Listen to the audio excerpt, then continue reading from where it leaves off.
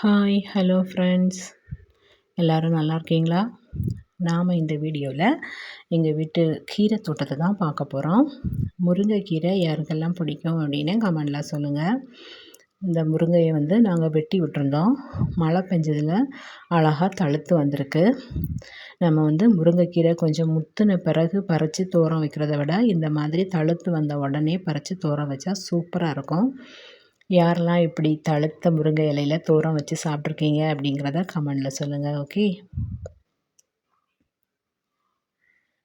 அடுத்தது நாம் பச்சைக்கீரை தான் பார்க்க போகிறோம். கொஞ்சம் இடத்துல பச்சைக்கீரை நட்டு வச்சுருக்கேன். பச்சைக்கீரை யாருக்கெல்லாம் பிடிக்கும் அப்படின்னு கமெண்டில் சொல்லுங்கள். உங்கள் வீட்லேயும் இந்த மாதிரி கீரை தோட்டம் இருக்குதா அப்படின்னும் கமெண்டில் சொல்லுங்கள்.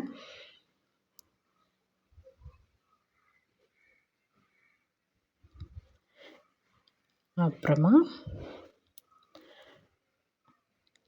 இது மணத்தக்காளி கீரை.